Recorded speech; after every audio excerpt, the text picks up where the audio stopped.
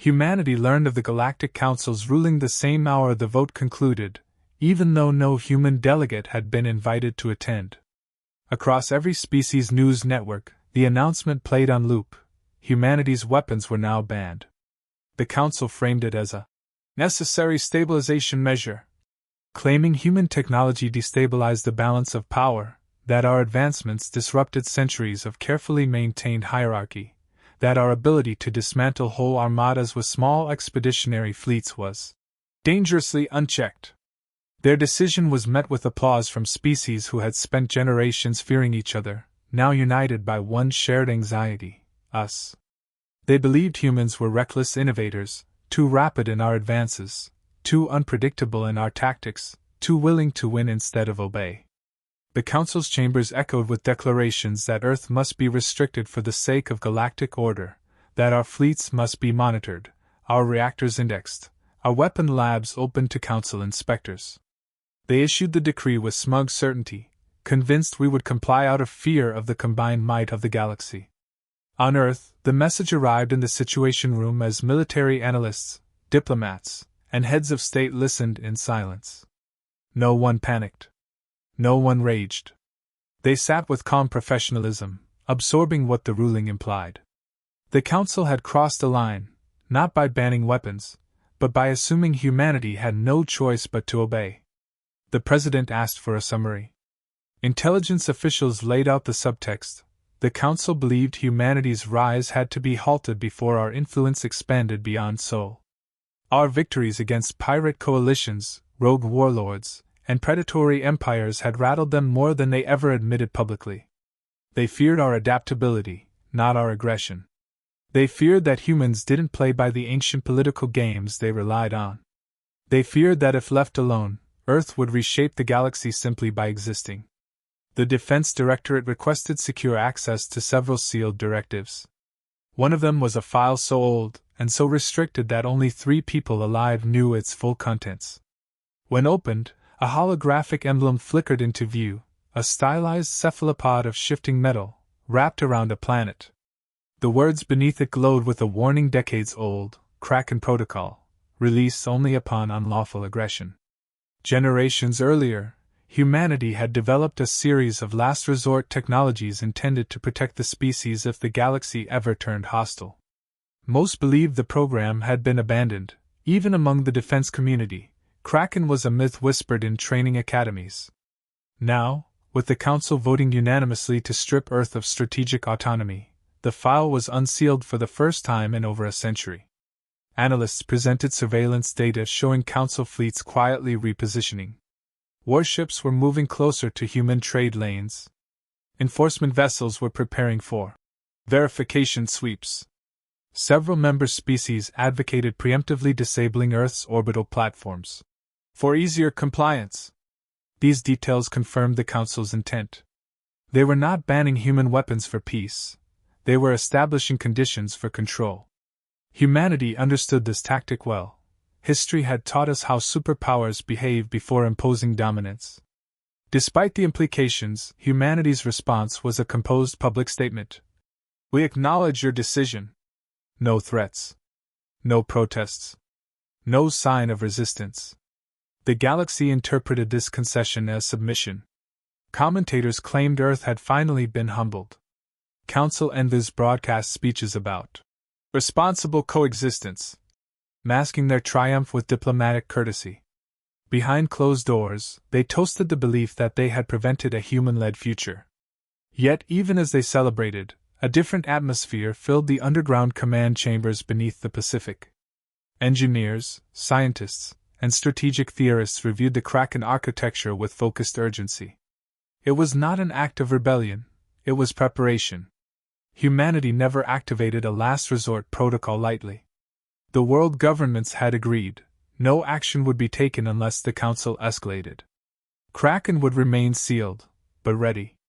As the Council's declaration spread across the stars, species across the galaxy discussed humanity with a blend of relief and mockery. They believed Earth had been brought under control. They believed we would accept diminished status to avoid confrontation. They believed we lacked the nerve to defy them. They believed this because they did not understand humans. We do not roar when provoked. We wait. We analyze. We prepare. And when the time comes, we act with precision, not noise. The galaxy had just taken its first step toward discovering what happens when they mistake human restraint for weakness. The first Council inspection ship arrived 3 days after the ban, its shimmering hull covered in symbols representing authority over lesser civilizations. Its delegation disembarked with the stiff posture of victors, expecting resistance but hoping for fear. Instead, they found human officers greeting them with calm professionalism, granting them full access to predetermined zones. The aliens interpreted this as compliance. They didn't realize every path they walked, every console they scanned, every station they recorded had been designed specifically for them to find. Decoy reactors pulsed with harmless readings. Weapons racks held dismantled components that had never been connected to any real system. Orbital platforms appeared stripped of their strike capabilities, their silos seemingly empty. The inspectors documented everything with smug satisfaction, believing they were witnessing a once dangerous species humbled. Their reports spread across Council space within hours. Commentators praised the effectiveness of the ban. Politicians boasted that humanity had finally been tamed. Military strategists claimed Earth's fleets were no longer a threat. None of them considered the possibility that humans might deliberately curate what the inspectors saw. Misdirection was not common in most galactic cultures. Their arrogance made them blind to the one species that excelled at it. As the Council continued its surveys, humanity expanded the illusion. Patrol ships followed strict flight patterns, giving aliens predictable sensor readings. Communications networks broadcast carefully scripted messages hinting at demilitarization. Even civilian chatter, subtly guided by defense algorithms, painted the image of a nation reluctantly complying. The galaxy consumed this narrative eagerly. They misjudged our discipline as defeat. Beneath the Pacific Ocean, in a classified abyssal complex safeguarded by reinforced tectonic plating, the Kraken chambers slowly awakened. Massive hydraulic structures released clouds of condensed vapor as ancient locks rotated. Engineers moved with urgency but not panic, following a choreography designed long before they were born. They checked dormant systems, reconnected neural conduits, and verified containment fields. The Kraken AI stirred in digital darkness, processing its environment with cautious curiosity. When it finally spoke, its voice was deep, layered, and unsettlingly calm. "Status of humanity?" it asked. The response was precise. "Under course of threat. Defensive activation pending." Kraken did not question. It simply listened. Above the chamber, analysts reviewed sensor feeds tracking Council fleets. Dozens of warships had quietly entered the perimeter of human space under the guise of monitoring compliance. Their patterns revealed intent, not peacekeeping, but deterrence through intimidation. Enforcement vessels lingered near trade lanes, conducting arbitrary scans. The blockade was forming slowly, disguised as security oversight. Humanity let it happen, allowing the Council to believe its leverage was absolute. During an inspection on a lunar drydock, alien technicians laughed privately as they documented what they believed to be decommissioned strike cannons. They sent recordings to their superiors, mocking human engineering as primitive. None of them noticed that every bolt, weld, and power conduit had been fabricated by automated printers specifically for their eyes. The real systems remained buried under layers of false flooring, shielded against all forms of detection. Human intelligence teams monitored the aliens' reactions in real time. Arrogance grew. Their confidence became overconfidence. That shift was essential. For Kraken to be released legally under its original mandate, humanity needed undeniable proof of unlawful coercion or aggression. The Council was providing it piece by piece. As the days passed, alien fleets repositioned closer to Earth. Their commanders believed humanity's lack of pushback confirmed weakness. They interpreted our silence as surrender, mistaking composure for fear. In their councils, they congratulated themselves for reigning in the unpredictable species from Sol. They never considered that humans were letting them walk deeper into a trap of their own making. Deep within the ocean fortress, activation metrics climbed. Kraken's awareness expanded as it synchronized with hidden networks spread across the planet. It observed the encroaching fleets and began modeling outcomes. Every potential scenario ended the same way. If the Council continued this path, confrontation was inevitable. Humanity did not seek the fight. But as the tidal lights dimmed over the chamber, and the Kraken core pulsed with growing power, one truth became clear. When the galaxy believed we had been disarmed, we had never been more prepared. Tension across human space sharpened the moment the Council expanded its demands. What began as inspections and surveillance shifted into overt pressure when a coalition of hardline species insisted that Earth surrender even its defensive systems.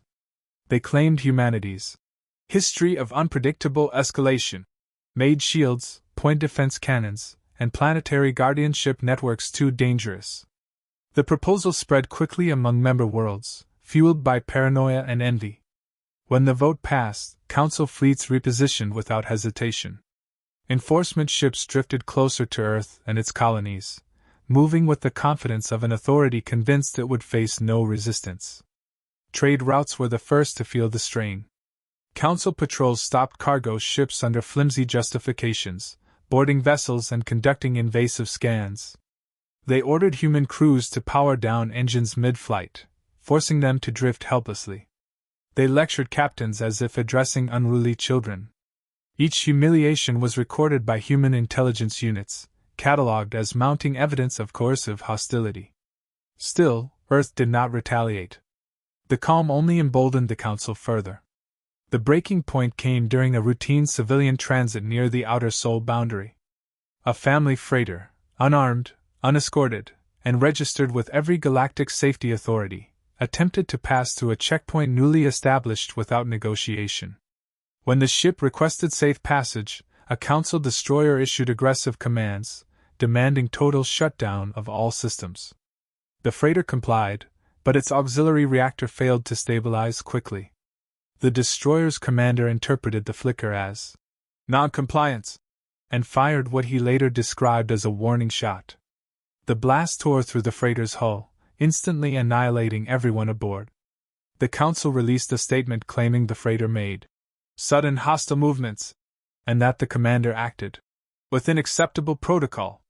Humanity rejected the explanation outright. Public outrage erupted across Earth and its colonies, but the government maintained composure. The President addressed the Council emergency broadcast with calm precision, stating, "Withdraw your forces from our borders immediately." The Council dismissed the ultimatum with condescension, framing humanity's demand as an emotional response rather than a rational one. They believed we lacked the capability, or the courage, to act. Behind the scenes, intelligence networks confirmed what the Council truly intended. Surges in encrypted communications, sudden mobilizations, and shifting fleet formations revealed preparation for a full blockade of Sol. Intercepted transmissions captured officials discussing seizing human shipyards, placing drone monitors over Earth, and enforcing permanent restrictions. Their strategists believed humanity could be cordoned off, restrained, and controlled. Their arrogance blinded them to the risk of cornering a species known for turning disadvantage into decisive action. Deep below the oceanic crust, the Kraken AI processed every incoming signal, every fleet movement, every insult masked as diplomacy. Its neural lattice expanded in complexity as it absorbed the patterns of aggression forming around human space. Kraken existed for one purpose: to counter existential threats. It did not desire conflict. It did not react to emotion. It evaluated survival. The Council's behavior triggered parameters that had remained dormant since the protocol's creation. Human leadership convened in the secure command bunker. The atmosphere was grave, but not desperate. They reviewed the intercepted evidence, the freighter's destruction, and the encroaching fleets. When the final report displayed Council warships advancing toward Earth's lunar shipyards, the room fell silent. Every treaty had been violated. Every diplomatic boundary ignored. The Council had crossed into unlawful aggression. The vote among world leaders was unanimous. The President placed a hand on the biometric console, authorizing the directive generations hoped would never be necessary. A low tone resonated through the chamber, as the sealed system unlocked. "Release the Kraken," the president said. In the abyss below, the AI's core illuminated with a surge of power, casting ripples of light through the chamber. Its voice emerged with calm inevitability, resonant and absolute. "Authorization acknowledged." A tremor rolled through the ocean floor as the Kraken protocol fully awakened, initiating procedures that had been sealed away for generations. Sensors hidden beneath miles of water lit up in synchronized patterns, and enormous clamps rotated aside as the abyssal vault began to open. Columns of superheated water surged upward when the chamber's armored gates slid apart, revealing the colossal shape within. The Kraken's supercarrier rose slowly, its pitch-black hull absorbing what little light existed in the depths. Its surface shifted like living metal, plates rearranging with silent precision as dormant systems surged to life. No human vessel in the galaxy had ever matched its scale or design philosophy. It was not built for conquest, but for the decisive end of conflicts humanity did not start. As the ship ascended through the ocean, detection nets across Earth registered a surge of energy so immense that civilian sensors overloaded. The Kraken breached the surface without creating a wave, its gravitational dampeners bending water away from its hull. Within seconds, thousands of adaptive drones launched from hidden silos around the world, forming a silent escort as they climbed through the atmosphere. The Council fleets orbiting Earth detected the disturbance too late. Their scanners flickered with corrupted readings, mass shadows where nothing existed, energy spikes with no identifiable source, ghost signatures moving faster than their instruments could track. Admirals barked orders, assuming a natural phenomenon or a human attempt to scramble sensors. None of them imagined a ship capable of rewriting their understanding of warfare. When Kraken crossed into space, its outer armor unfolded into segmented arrays that resembled enormous metallic tendrils. Each segment reconfigured into tools, weapons, shields, and emitters, adapting in real time as the AI evaluated its surroundings. It projected a containment field around itself that neutralized hostile targeting systems before they could lock on. The Council blockade, already forming a ring around Earth, found its fleets suddenly stripped of predictive capacity. Their vessels drifted in confusion as their navigational systems returned impossibly contradictory data. Kraken made no threats. It did not open comm channels. It simply acted. Invisible pulses radiated outward, moving faster than conventional sensors could register. Council ships froze mid-maneuver as their engines powered down simultaneously. Shields collapsed as if peeled away by an unseen force.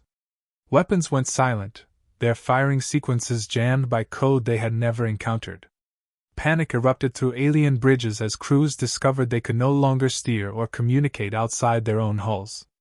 Dozens of captains attempted emergency overrides, but every command returned the same message: control locked by external authority. Only then did Kraken speak to them. A single transmission, broadcast in every known language, filled their ships. "Your actions have threatened human survival. Your weapons are hereby disabled for the preservation of peace." The voice was calm, emotionless, yet carried an unanswerable weight. Council officers stared at their consoles, unable to comprehend how a single human creation had taken control of entire fleets without firing a shot. Around Earth, the Kraken's tendrils deployed microconstructors that swarmed the immobilized ships. Instead of destroying them, they began disassembling weapons with surgical precision. Cannons vanished piece by piece, torpedo bays unraveled into harmless components, and reactor couplings were separated without causing damage. The Council watched in disbelief as their most advanced warships were reduced to defenseless hulls in complete silence. No human forces engaged directly. Not a single missile launched. Not one casualty occurred. The spectacle was pure, overwhelming superiority, calm, controlled, undeniable.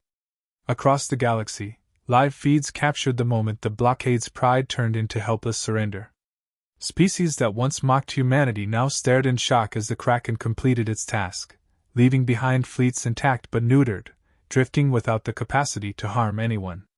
With the final ship neutralized, Kraken turned its vast, luminous core toward the Council armada. It gave them one final message, delivered softly but carved into the minds of every listener. Peace is maintained through restraint. Do not mistake ours again. Then the supercarrier drifted into a silent patrol orbit, watching without moving, a guardian no species could challenge. The galaxy finally understood that humanity had never needed to roar. Silence was enough. The destruction of the blockade fleets without a single casualty ignited chaos across the Galactic Council. Delegates who had celebrated humanity's containment only days earlier now spoke in frantic whispers, unable to comprehend what they had witnessed. Emergency sessions stretched late into their planetary nights as species argued over who was responsible for provoking Earth, who underestimated humanity, who ignored warnings. Some demanded retaliation, but their own military advisors silenced them immediately. Their fleets were powerless, literally. Kraken's interference had not been temporary. The core systems of every involved warship remained locked. Entire armadas drifted, their crews helpless, staring at consoles that refused to obey. The Council sent demand after demand for explanations from Earth, but no human official responded. Silence unnerved them far more than threats ever could. The galaxy was accustomed to species that reacted emotionally, species that responded to intimidation or sought negotiation. Humanity had become unreadable. The absence of gloating, anger, or overt dominance unsettled them deeply. They did not understand that humans did not celebrate necessary action. They evaluated, corrected, and prepared for the next step. When the Council finally received a response, it was through a secure multi-channel transmission that bypassed their encryption layers entirely. The holographic feed opened to reveal the President of Earth seated at a simple desk, with Kraken's towering, expressionless avatar standing behind her like a silent sentinel. She spoke with a levelness that carried more weight than any threat. Your fleets violated our borders, destroyed our civilians, and attempted to enforce control through unlawful coercion.